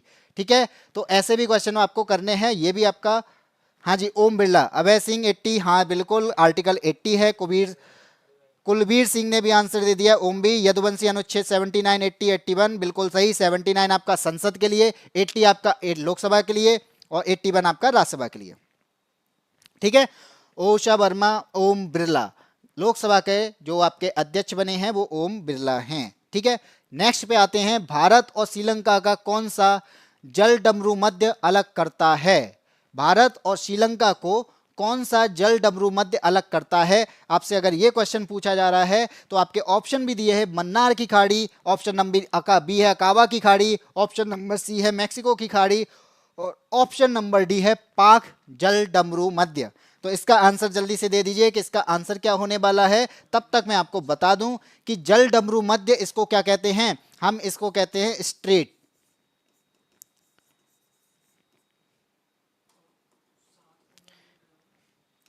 इसको हम क्या कहते हैं? स्ट्रेट कहते हैं। इसका मतलब होता है जल संधि। और एक होता है आपका इस्थमस, एक होता है आपका इस्थमस, इसे हम क्या कहते हैं? इस्थमस को हम कहते हैं भूसंधि। ठीक है, तो आपको ये दोनों याद रखने हैं। एक होता है आपका चैनल, जब भी समुद्र में बॉर्डर बनाए जाते हैं वो आपके इन तीन वजह से बनाए जाते हैं, या तो वो स्ट्रेट होगा, या फिर आपका इस्थमस होगा, या फिर चैनल होगा। यानी आपका जल संधि होगी या भूसंधि होगी, या फिर कोई एक लैटिट्यूड जा रहा होगा उससे हम अलग करते होंगे। तो यहाँ पे क्या बनता है कि जब जल संधि की बात करते हैं तो यहाँ पे क्या होगा कि कोई दो आपके क्या हैं? भूमियां हैं, और यहाँ पे आपके भूमियां तो आपकी सेपरेट होंगी, और आपके क्या होगा? वाटर बॉडीज जो होंगी वो क्या हो रही होंगी? वो मिलती होंगी। दो भूमि आपकी अलग और वाटर बॉडी का मिलना जल संधि कहलाती है। और इस्थमस में क्या होता है कि दो बॉडीज का मिलना, आपकी लैंड बॉडीज का मिलना, और समुद्र का अलग होना यानी वाटर बॉडीज का अलग होना, ये क्या कहलाता है? ये आपका भूसंधि कहलाता है। और कोई एक लैटिट्यूड जो अर्थ पर लैटिट्यूड जाते हैं, उन लैटिट्यूड से आपका क्या बनना, उन लैटिट्यूड की वजह से दो लैंड बॉडीज का अलग होना, सेपरेट होना, वहां पे बनते हैं आपके चैनल। जैसे आपने सुने होंगे 8 डिग्री का चैनल, 10 डिग्री का चैनल इससे अलग होता है। तो 8 डिग्री का चैनल किससे अलग होता है? आपके ऑप्शन, आपको इसका आंसर देना है, ठीक है। तो ऐसे ही एक जल संधि है, ऐसे ही आपके एक जल डमरू मध्य है, वो है आपका इंडिया के पास, यानी इंडिया में, ये आपका इंडिया का प्रायद्वीपीय पार्ट है, यहाँ पे आपका श्रीलंका है, और ये आपकी जो खाड़ी बनती है ये आपकी हो जाती है कौन सी? पाक जल डमरू मध्य, इसे कहते हैं पाक खाड़ी। और खाड़ी का मतलब होता है तीन तरफ से घिरा हुआ, यानी तीन तरफ से लैंड से घिरा हुआ। किससे घिरा हुआ? भूमि से घिरा हुआ पार्ट क्या कहलाता है? आपका खाड़ी कहलाता है, ठीक है। जैसे आपका Bay of Bengal, Bay of Bengal क्या है? एक तरफ आपका इंडिया है, दूसरी तरफ आपका ऊपर देखोगे तो इंडिया का ही पार्ट पड़ता है यानी बांग्लादेश पड़ता है, और तीसरी तरफ में आपका थाईलैंड तरफ से निकल जाता है, यानी ये तीन जगह से आपका क्या हुआ है? लैंड बॉडी से गिरा हुआ, इसे हमने क्या बोला? खाड़ी बोला है, ठीक है। तो आपके तीन तरीके होते हैं, तो आपका इसका आंसर हो जाएगा भारत और श्रीलंका के बीच में जो खाड़ी है वो कौन सी है? पाक जल डमरू मध्य है, इसे कहते हैं PAL के। पाक मतलब पाकिस्तान वाला पाक नहीं है, ये एक गवर्नर हुआ करते थे आपके रॉबर्ट पार्क, रॉबर्ट पार्क एक गवर्नर थे, उनके नाम पे रखा गया है, और पाक ये वाला है PAL के, पाक, ठीक है। अभय सिंह, उषा वर्मा, यदुवंशी चौधरी का ए नहीं है। मन्नार की खाड़ी पड़ती है, मन्नार की खाड़ी है यहाँ पे आपकी मन्नार की खाड़ी है भारत और श्रीलंका के बीच में, लेकिन जो आपका बॉर्डर बनता है ना वो आपका पाक स्ट्रेट होता है। मैंने हमें अभी क्या बताया था कि जब भी बॉर्डर की बात करोगे तो पानी में जो बॉर्डर बनता है वो तीन जगह से, तीन चीजों से बनता है। एक आपका होता है स्ट्रेट, एक होता है आपका स्थमस, और एक होता है आपका चैनल। जैसे भारत और मालदीव के बीच में 8 डिग्री का चैनल है, तो चैनल का मतलब क्या है? एक लैटिट्यूड जा रहा है, एक अक्षांश जा रहा है। जैसे आप क्या होता है, ये आपकी पृथ्वी और इससे क्या जा रहे हैं? ये अक्षांश जा रहे हैं, तो इन अक्षांश से सेपरेट होगा तो वो हो जाएगा चैनल, ठीक है। भूसंधि होगी जहां पर दो लैंड बॉडीज का मिलना होगा एक पतली सी नोक से। जैसे आपने सुना होगा पनामा नहर, पनामा एक जल संधि है, पनामा स्थमस है, ठीक है। वहां पे क्या है?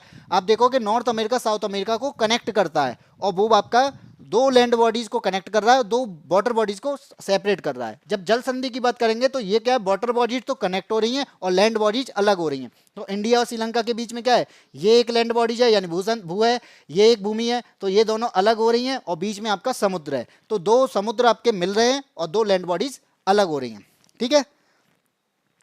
हाँ, दोनों कह सकते हो, लेकिन यहां पे जल डमरू मध्य पूछा गया है। आप ये भी तो देखो, ऑप्शन में आप कुछ भी कह लो, लेकिन आपसे तो स्ट्रेट के बारे में पूछा गया है ना, जल डमरू मध्य के बारे में पूछा गया है, तो आप मन्नार की खाड़ी क्यों बोलोगे? आप तो पाक बोलोगे ना, स्ट्रेट तो पाक है ना, खाड़ी मन्नार है। अगर आपसे खाड़ी के बारे में पूछा जाता तब आप बताते, गल्फ के बारे में पूछा जाता तो मन्नार कहते, लेकिन आपसे पूछा ही स्ट्रेट के बारे में गया है। आप बॉर्डर तो कह सकते हो कि बॉर्डर हमेशा जल डमरू मध्य ही बनेगा, स्ट्रेट ही बनता है, ये बात याद रखो। प्रवेश कुमार डी, हाँ बिल्कुल सही, डी ही इसका आंसर होगा। दोनों तब होते जब आपके पूछा जाता कि कौन सा भारत और श्रीलंका को अलग करता है, ठीक है। लेकिन यहां पे हमसे स्ट्रेट के बारे में पूछा है, इसलिए इसका आंसर डी है। चलिए नेक्स्ट की बात करते हैं, अगला।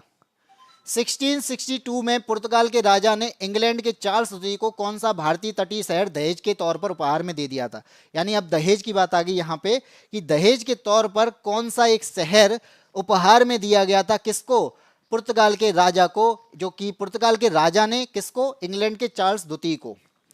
बताइए। तो इंग्लैंड के चार्ल्स द्वितीय की बात करें, यानी इंग्लैंड के चार्ल्स द्वितीय थे,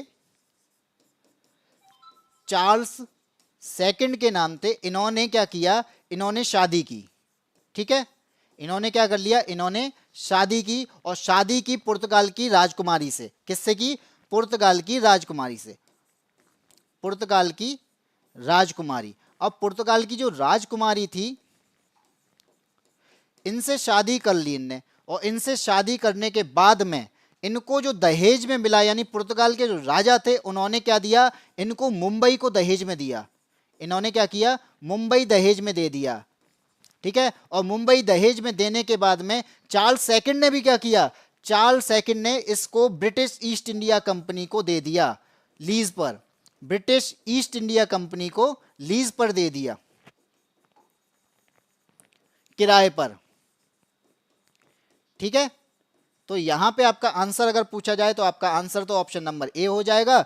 लेकिन यह बात आपको याद रखनी है कि मुंबई को ही क्या दिया गया था, दहेज में दिया गया था चार्ल्स सेकंड को पुर्तगाल की राजकुमारी से विवाह करने पर। और पुर्तगाल की राजकुमारी से विवाह के बाद में मुंबई को दहेज मिल जाने के, यानी मुंबई दहेज में मिल जाने के बाद में भी ब्रिटिश ईस्ट इंडिया कंपनी को चार्ल्स सेकंड ने इसको किराए पे दे दिया था। 15 का ए बिल्कुल सही, यदुवंशी ने आंसर दिया। प्रवेश बिल्कुल सही, मुंबई। ठीक है। सूरज गौर, ऑप्शन नंबर ए। तो जितने भी साथी मेरे साथ में जुड़े हैं, नए जुड़े हैं, वो साथी एक बार इस वीडियो को लाइक कर दें और चैनल को सब्सक्राइब कर लें, क्योंकि ये वीडियो आपको रोजाना मिलने वाली है और रोजाना के साथ में आपको नोटिफिकेशन भी रोजाना मिलता रहेगा और आप हमारी सारी क्लासेस से जुड़ पाओगे। ठीक है। उषा वर्मा ने आंसर दे दिया, ऑप्शन नंबर ए बिल्कुल सही है। क्यों दिया गया ये मैंने बता दिया। इसके बाद नेक्स्ट क्वेश्चन पे चलते हैं। अगला क्वेश्चन क्या कहता है कि किस भारतीय दार्शनिक विचारक को 1893 में शिकागो में आयोजित विश्व धर्म संसद में अपने संबोधन के लिए याद किया जाता है। शिकागो में एक विश्व धर्म संसद में अपने संबोधन के लिए याद किया जाता है। इसका आंसर जल्दी से बताइए क्या होने वाला है। तो इसका आंसर अगर हो जाएगा, आपको मालूम है इसका आंसर,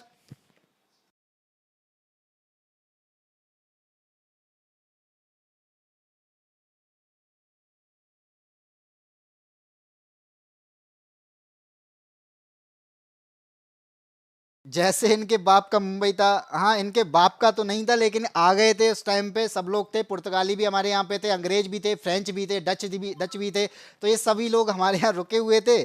तो लोग एक दूसरे को कुछ ना कुछ उपहार में ही दे रहे थे, और फिर हमारे राजा भी तो दे रहे थे उस टाइम पे। सबने, यानी ऑप्शन नंबर बी, सबका आंसर सही है। अभय सिंह का, सूरज गौर का, प्रवेश कुमार का, सबका आंसर सही है। स्वामी विवेकानंद ने शिकागो में एक भाषण दिया था, उस भाषण के बाद से आज तक उन्हें याद किया जाता है। उषा वर्मा जी बिल्कुल सही है। ठीक है। अगर आपसे पूछा जाए स्वामी विवेकानंद ने किसकी स्थापना की थी, तो स्वामी विवेकानंद ने रामकृष्ण,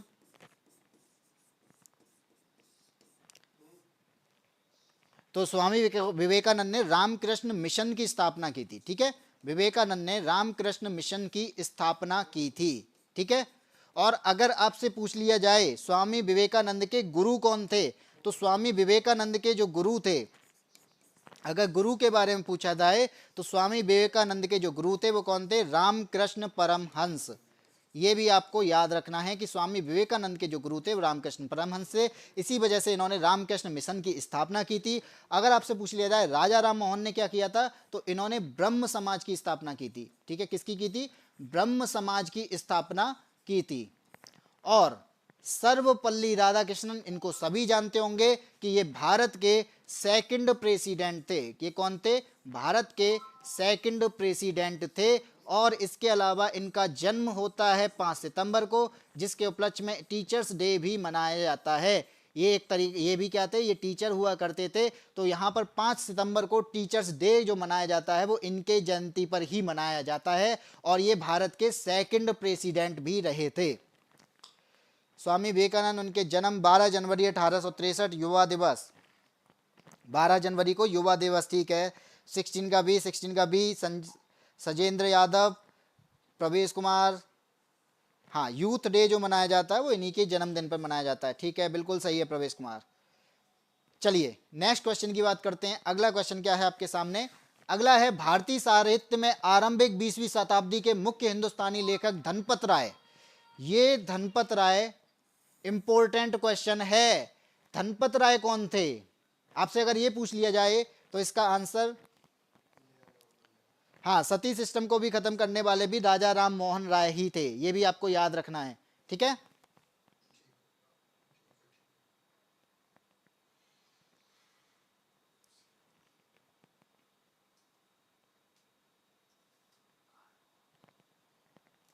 तो चलिए इसका आंसर दीजिए तब तक।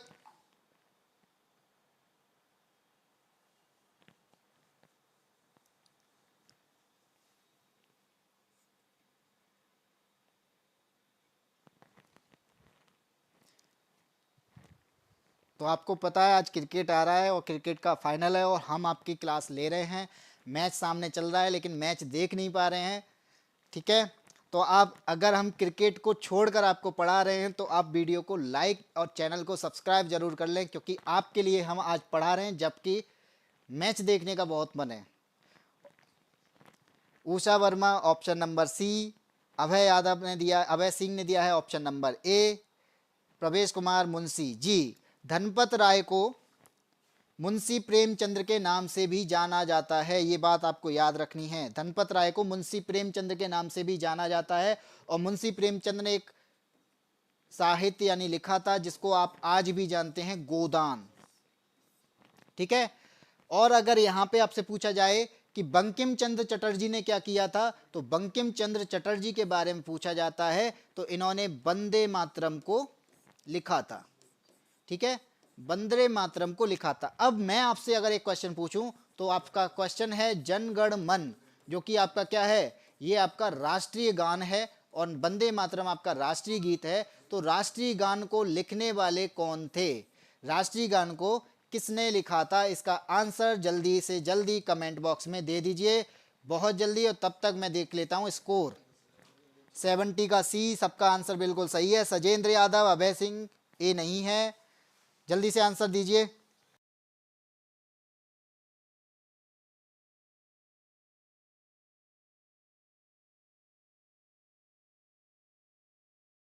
जल्दी से बताइए। तो ये भी आपको नहीं बता रहे तो कोई बात नहीं है, मैं ही बता देता हूँ, ठीक है। तो 17 का जो आपका आंसर सी दे रहे हो, लेकिन जनगण मन के बारे में बात की जाए तो ये रविंद्रनाथ टैगोर ने लिखा था, ठीक है।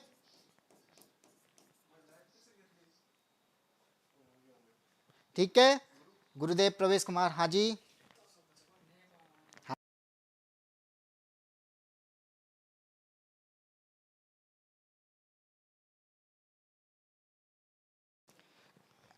सर क्रिकेट देख लीजिए, कल पढ़ा दीजिएगा। नहीं, क्रिकेट तो हमारे सामने चल रहा है, देखते जा रहे हैं और आंसर देते जा रहे हैं, उसमें क्या बात है। सजेंद्र यादव सी, सूरज गौर, रविंद्रनाथ टैगोर बिल्कुल सही है।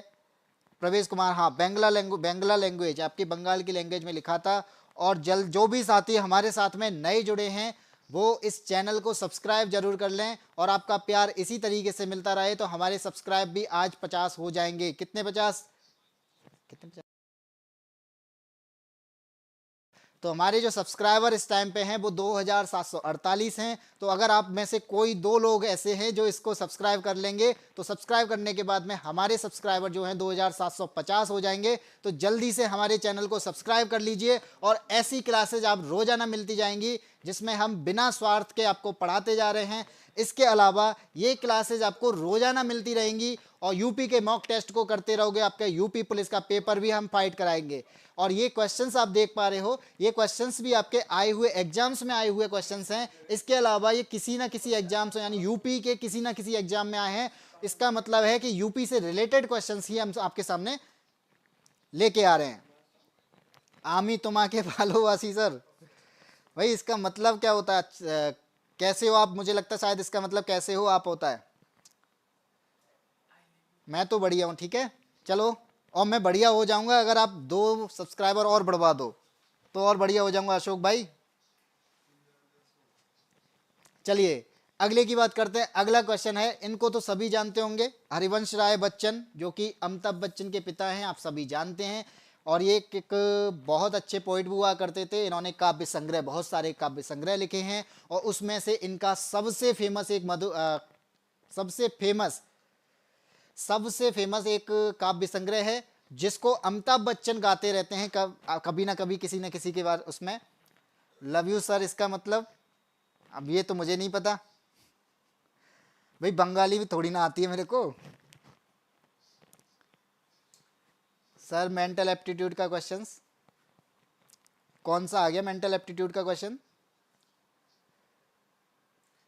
Shivam Verma option number D, Sanjendra Yadav ने ऑप्शन नंबर बी दिया है, सूरज गौर ने ऑप्शन नंबर डी दिया है। राम कर्ण राजपूत ऑप्शन नंबर डी। करण पौनिया ऑप्शन नंबर डी। सभी के आंसर आ गए हैं और ऑप्शन नंबर डी यानी आपका आंसर जो हो जाएगा मधुशाला। और मधुशाला को लिखने वाले कौन थे? हरिवंश राय बच्चन है, जो कि आपके बहुत अच्छे पोइट माने जाते हैं और उनकी सबसे ज़्यादा चलने वाली पोइट भी कौन सी थी? वो मधुशाला ही है। और आपके सामने राज तरंगिणी है। राज तरंगिणी को लिखने वाले कौन थे? तो राज तरंगिणी को लिखा था कलहड़ ने। अगर आपसे पूछ लिया जाए तो राज तरंगिणी को लिखा था कलहड़ ने। अगर आपसे गीतांजलि के बारे में बात की जाए तो गीतांजलि को लिखने वाले कौन थे? तो गीतांजलि को लिखने वाले थे रविन्द्रनाथ टैगोर। ठीक है, गीतांजलि को लिखने वाले कौन थे? रविंद्रनाथ टैगोर। तो ये किसकी कृति है? रविंद्रनाथ टैगोर की कृति है। और आपके सामने एक और ऑप्शन है नजरुल गीति। तो इसके बारे में बताऊं तो नजरुल गीति जो है एक पोइट हुआ करते थे, नजरुल इस्लाम। एक पोइट हुआ करते थे नजरुल इस्लाम।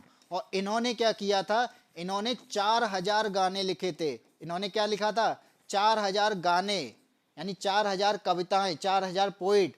तो इन्होंने 4000 जो गाने लिखे थे उसी के चक्कर में, यानी उसी को कलेक्ट किया गया और 4000 जो गाने लिखे उन्हीं को कलेक्ट करने के, यानी कलेक्शन ऑफ 4000 सॉन्ग्स कहा गया नजरुल गीति।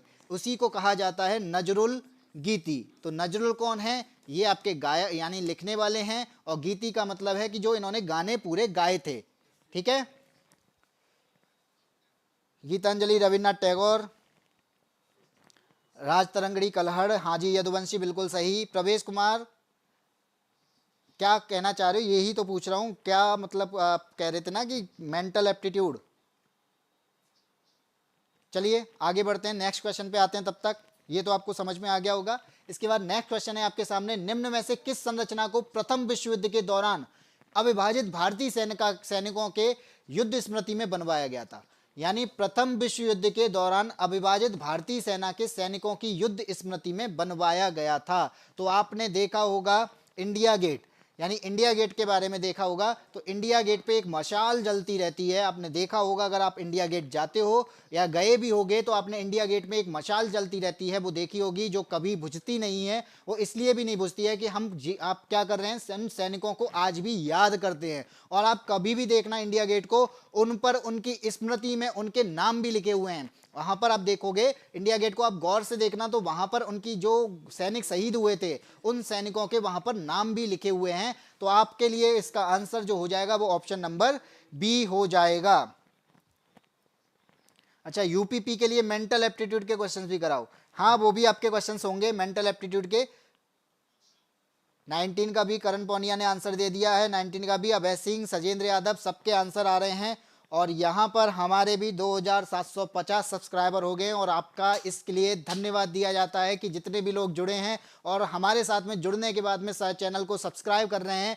इसी के साथ में आपके साथ में ये क्वेश्चन सीरीज ऐसे ही कंटिन्यू रहेगी। और जितनी भी सीरीज हमारे साथ चल रही हैं, चाहे वो आपकी साइंस की सीरीज हो, चाहे वो मैथ्स की सीरीज हो, या फिर हिंदी की सीरीज हो, या फिर आपकी यूपी जीके की सीरीज हो, ऐसे ही सीरीज आपके लिए कंटिन्यू रहेगी। और यूपी पुलिस का जो पेपर है, यूपी पुलिस का पेपर भी आप फाइट करोगे और बहुत आसानी से करोगे, क्योंकि यूपी पुलिस का जो एग्जाम आने वाला है हो सकता है कभी भी हो जाए, क्योंकि अभी जो मुख्यमंत्री का ट्वीट आ चुका था। लेकिन अभी क्या है कि अब एजेंसी जो है, एजेंसी भी आपकी हायर की जा रही है। इसी के बाद में आपके पुलिस के एग्जाम भी होंगे और जल्द ही होंगे। ठीक है, और ये आप सभी जानते होंगे गेटवे ऑफ इंडिया कहां पर है, ये आपका मुंबई में है। इसकी बात की इंडिया गेट की डिजाइन की अगर बात की जाए तो अगर आपसे इंडिया गेट की डिजाइन पूछ ली जाए तो इंडिया गेट की डिजाइन किसने दी थी या किसने बनाई थी? तो वो है एडवर्ड लुटियंस। एडवर्ड लुटियंस ने इंडिया गेट को डिजाइन किया था, अगर क्वेश्चन आपसे पूछ लिया जाए तो। ठीक है, बुलंद दरवाजा मैं बता चुका हूं कि बुलंद दरवाजा आपका कहां पर है, फतेहपुर सीकरी में, और गेटवे ऑफ इंडिया आपका मुंबई में। ठीक है, चलिए नेक्स्ट क्वेश्चन पे आते हैं। अगला है, किसकी आत्मकथा का शीर्षक गोल है? किसकी आत्मकथा का शीर्षक गोल है? तो गोल का मतलब GOAL से है। ठीक है, तो यहां पे आपके सामने ऑप्शन है, option number A Major Dhyanchandra, option number B Baichung Bhutia, option number C Pele, और option number D David Beckham. तो जल्दी से आंसर दे दीजिए। शिवम वर्मा, एडवर्ड लुटियंस, हाँ जी एडवर्ड लुटियंस हैं।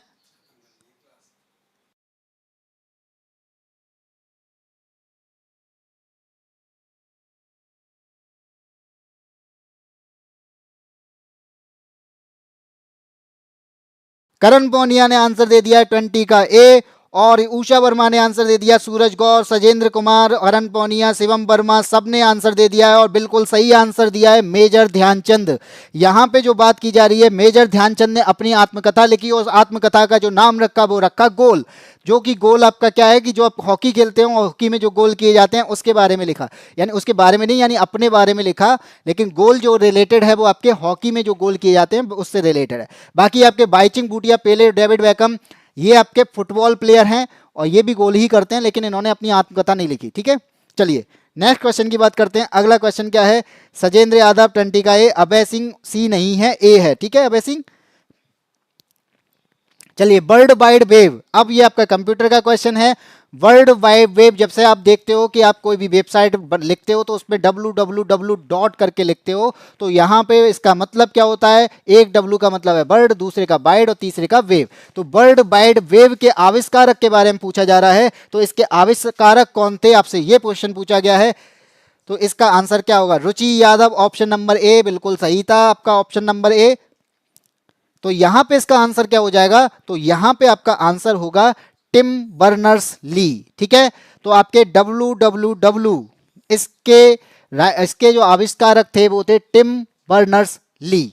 तो जितने भी साथी हमारे साथ में नए जुड़ते जा रहे हैं, चैनल को सब्सक्राइब जरूर कर लें, क्योंकि चैनल को सब्सक्राइब करोगे तो उसके बाद में आपको ये वीडियोस जो हैं, यानी उत्तर प्रदेश की पुलिस की तैयारी जो चल रही है, इसके अलावा रेलवे की जो वैकेंसी चल रही हैं, इन सभी के लिए आपको बहुत सारे वीडियोस मिलने वाले हैं और बहुत सारे आपके वीडियोस चल रहे हैं।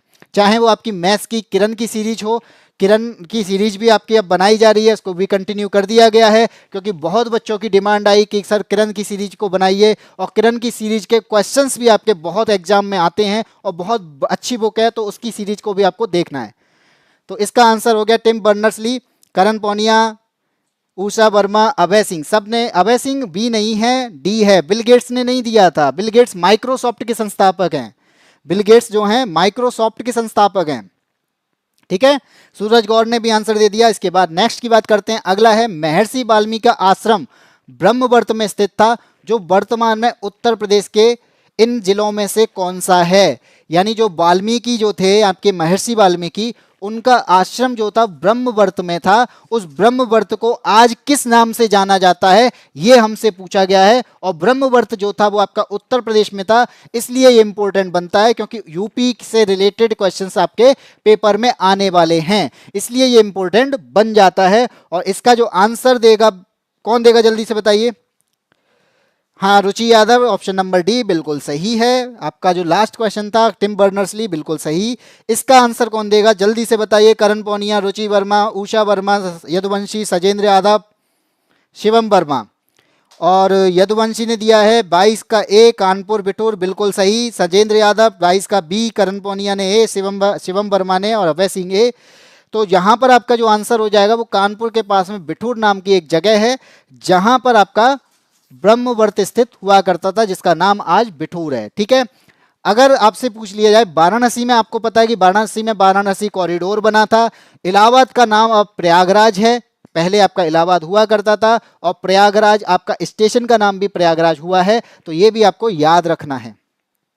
ठीक है, चलिए नेक्स्ट क्वेश्चन की बात करते हैं। अगला क्वेश्चन, अपनी कृति पृथ्वीराज रासो, जो कि पृथ्वीराज चौहान के बारे में है, यानी एक कृति है पृथ्वीराज रासो जो पृथ्वीराज चौहान के बारे में बताती है, उसका उल्लेख किसने किया, भी उसकी वीरता का उल्लेख, यानी उसको किताब को लिखा किसने है, पृथ्वीराज रासो किताब को किसने लिखा है, ये क्वेश्चन आपसे पूछा गया है। ऑप्शन ए है Jagnik, option B Chandbardai, option C Matiram, option number D Ghananand. तो जल्दी से बताइए। हाँ जी, Ruchi Yadav, option number A बिल्कुल सही है, बिठूर जो था बिल्कुल सही आंसर था। इसका आंसर बताइए। यदुवंशी ने आंसर दे दिया है बी, और अभी तक किसी का आंसर नहीं आया, और इस चीज शिवम वर्मा, चंद्रबरदाई बिल्कुल सही, सभी ने आंसर दिया है। यदुवंशी और सजेंद्र यादव, उषा वर्मा, करण पोनिया, सब ने आंसर दे दिया है। इसका आंसर कौन सा होगा, चंद्रबरदाई। ठीक है, चंद्रवरदाई जो थे वो कि पृथ्वीराज रासो लिखी थी, यानी पृथ्वीराज चौहान के बारे में, उनकी वीरता के बारे में इन्होंने वर्णन किया था। इसके बाद घनानंद की बात करते हैं तो घनानंद आपके चंद्र यानी मौर्य शासन में थे, और मौर्य गुप्त के यानी मौर्य जो शासन था उस टाइम पे आपके चंद्रगुप्त मौर्य थे, उन चंद्रगुप्त मौर्य के बीच में और घनानंद के बीच में युद्ध हुआ था, ये आप जानते ही हैं। और चंद्रगुप्त मौर्य के गुरु कौन थे? चाणक्य। जी सजेंद्र यादव भी, रुचि का भी बिल्कुल सही है। चलिए नेक्स्ट क्वेश्चन की बात करते हैं। अगला है आपका, राष्ट्रीय कवि मैथिली शरण गुप्त का जन्म उत्तर प्रदेश के किस जिले में हुआ था? मैथिली शरण गुप्त का जन्म किस जिले में हुआ था? अब ये इंपॉर्टेंट इसलिए बनते हैं, मैंने क्या बताया था कि ये सारे क्वेश्चंस जो हैं उत्तर प्रदेश से रिलेटेड हैं, उत्तर प्रदेश जीके से रिलेटेड हैं, और ये क्वेश्चंस आपके प्रीवियस एग्जाम में भी पूछे गए हैं। यहाँ तक कि ऐसे क्वेश्चन आपके यूपीएससी यानी यूपीपीएससी के एग्जाम में भी पूछे गए हैं, यूपीपीसीएस के एग्जाम में। ठीक है, तो जल्दी बताइए इसका आंसर। आपका मैथिली शरण गुप्त का जन्म उत्तर प्रदेश के किस जिले में हुआ था? तो इसका आंसर हो जाएगा आपका उत्तर प्रदेश के झांसी में हुआ था, ऑप्शन नंबर सी। ठीक है, तो ये आंसर हो जाएगा ऑप्शन नंबर सी। 24 का सी सजेंद्र यादव, यदुवंशी और करण पौनिया। 24 का बी नहीं है, सी है। उषा वर्मा ने भी आंसर दे दिया है ऑप्शन नंबर सी, जो कि बिल्कुल सही है। ठीक है, और एक और चीज याद रखना कि लखनऊ में डिफेंस कॉरिडोर बनाया गया है। लखनऊ में क्या बनाया गया है? डिफेंस कॉरिडोर बनाया गया है, ये बात भी आपको याद रखनी है। चलिए नेक्स्ट की बात करते हैं। अगला क्या है? मथुरा की कला विद्यालय किस काल के दौरान अपने शीर्ष पर थी? मथुरा कला विद्यालय किस काल के दौरान अपने शीर्ष पर था?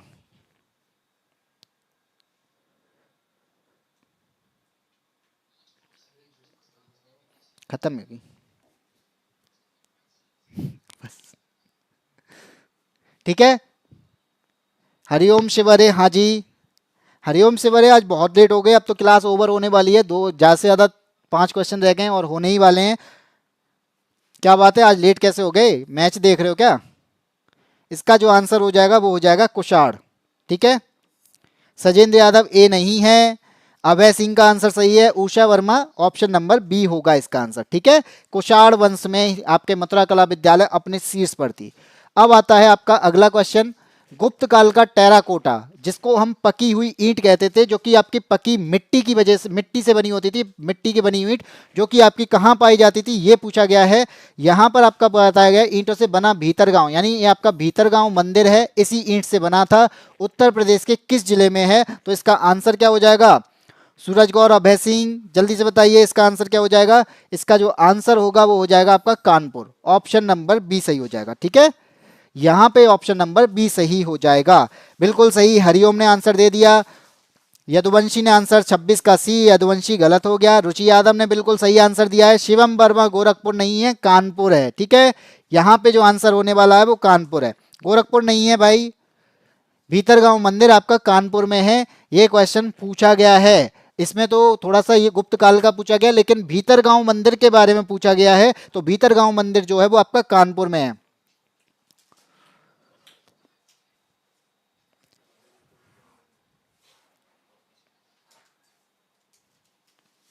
26 का कानपुर, गोरखपुर को टेराकोटा बोलते हैं। सब्जी जलवायु में चला गया, ये क्या सब्जी जलवायु में चला गया? सब्जी का क्या मतलब है यहाँ पे? सॉरी सर जी, मैच देख रहे हैं। हाँ जी, मैच ही देख रहे हैं, हम भी मैच ही देखने वाले थे, लेकिन आज आपको पढ़ाना था, इस वजह से आज हम आए हैं, नहीं तो हम भी आज आप मैच ही देख रहे होते। वाराणसी के विश्वनाथ मंदिर का निर्माण किसके द्वारा कराया गया था? ये सबको पता होना चाहिए कि क्योंकि वाराणसी की बात है, और वाराणसी की बात अभी यानी कुछ दिन न्यूज में रही थी, और आपकी एक मस्जिद थी जिसके लिए ये न्यूज में रही थी, लेकिन उसके बाद में वाराणसी से रिलेटेड बहुत सारी आपकी न्यूज आई थी। उस न्यूज में बताया गया था कि इस मंदिर का निर्माण किसने किया था, और ये न्यूज में रहने की वजह से ये क्वेश्चन आपका आ भी सकता है। ठीक है, बहुत आपका न्यूज में रहा था, और वो मस्जिद का नाम था ज्ञान वापी मस्जिद। हो सकता है क्वेश्चन ये भी पूछा जाए कि ज्ञान वापी मस्जिद कहाँ पर है, तो वो भी आपकी कहाँ पर है? वाराणसी में है। और विश्वनाथ मंदिर भी कहाँ पर है? वाराणसी में है। और इसका आंसर हो जाएगा आपका रानी अहिल्याबाई, इन्होंने ही इसका पुनर्उद्धार कराया था। इस मंदिर का पुनर्उद्धार कराने वाली थी रानी अहिल्याबाई। ठीक है, 27 का ए, सभी का आंसर सही है। रुचि यादव, मेरे विलेज के पास में, तो आप कानपुर से ही है, तो इसका मतलब ये है ना।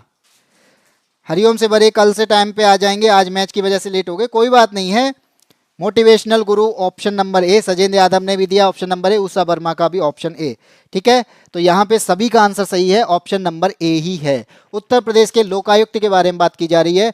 उत्तर प्रदेश के लोकायुक्त का पद किस सन में सृजित किया गया था? उत्तर प्रदेश में लोकायुक्त का पद किस सन में सृजित किया गया था, बताइए। तो इस किस सन में बात की जा रही है? अगर मैं आज की बात करूं, आप सन बताइए, तब तक मैं बता देता हूं कि लोकायुक्त आज के टाइम पे कौन है। तो उत्तर प्रदेश के, यूपी के लोकायुक्त कौन है इस टाइम पे? संजय मिश्रा। ठीक है, तो कौन है? संजय मिश्रा।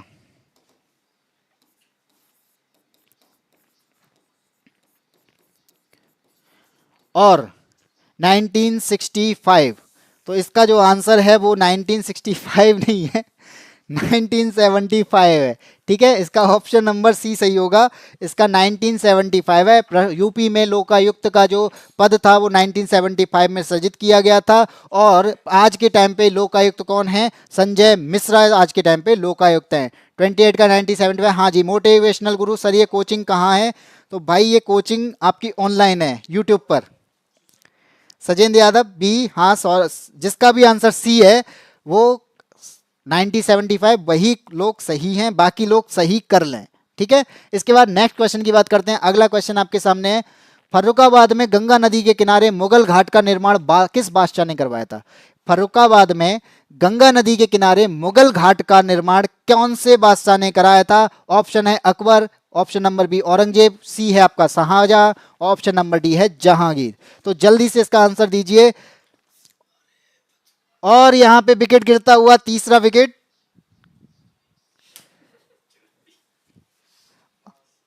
और यहां पे आपका साउथ अफ्रीका का तीसरा विकेट गिर चुका है। और इसका आंसर भी आप बता दीजिए जल्दी से क्या होने वाला है, फिर हम भी मैच देखने वाले हैं।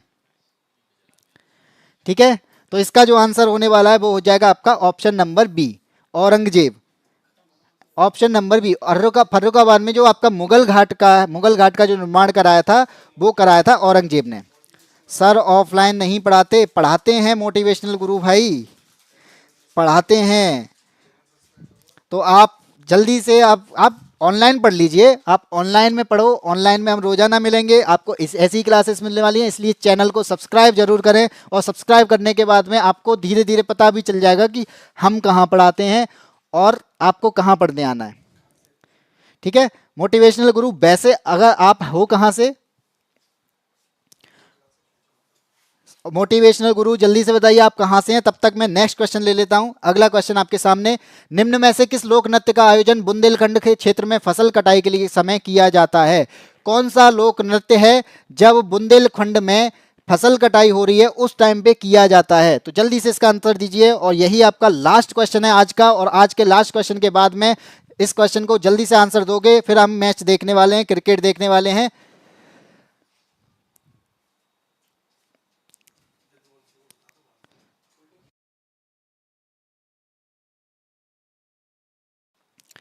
अजी यदुवंशी, हम लोग आगरा से हैं।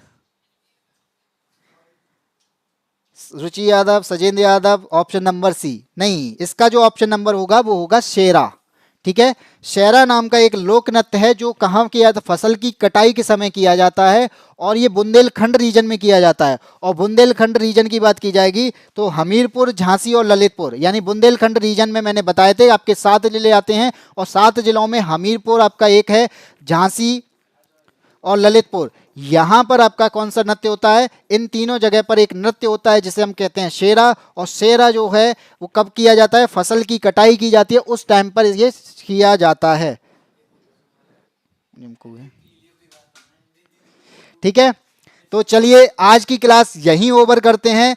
जितने भी साथी हमारे साथ में जुड़े थे वो इस चैनल को सब्सक्राइब जरूर कर लें, क्योंकि हम फिर कल मिलने वाले हैं, और कल आपकी क्लास और अच्छी होने वाली है, क्योंकि आज मैच में भी ध्यान था, तो हो सकता है आपको क्लास सही ना, मुझे लगता है सही लगी होगी। ठीक है, तो अगर आपको ये क्लास अच्छी लगी है तो चैनल को सब्सक्राइब, वीडियो को लाइक करें। और जब गुड नाइट करण पोनिया, गुड नाइट उषा वर्मा, रुचि यादव, हरिओम, हवै सिंह, जितने भी लोग जुड़े हैं चैनल को सब्सक्राइब जरूर कर लें, क्योंकि हम लोग फिर मिलने वाले हैं, और ये क्लास आपको फिर से सर मुझे मैथ नहीं आता। भाई गुरु, मोटिवेशनल गुरु भाई, यहाँ पे मैथ की क्लासेस होती हैं और आपकी किरण की सीरीज चल रही है। अगर आपको यूपी पुलिस के लिए पढ़ना है, यूपी पुलिस के आपके मॉक टेस्ट कराए गए हैं, और अगर आपको अच्छे से पढ़ना है और अच्छे से पढ़ना है तो आपको लिए किरण की सीरीज लाई गई है, जिसमें किरण की बुक से आपको पूरे क्वेश्चंस कराए जा रहे हैं, एक एक कंसेप्ट के साथ में कराए जा रहे हैं, और वो पढ़ाते हैं आपके यादवेंद्र सर। ठीक है, तो उस क्लास में आप जुड़िएगा, आपको मैथ बहुत अच्छे से आ जाएगी, आप समझ पाएंगे कि उस।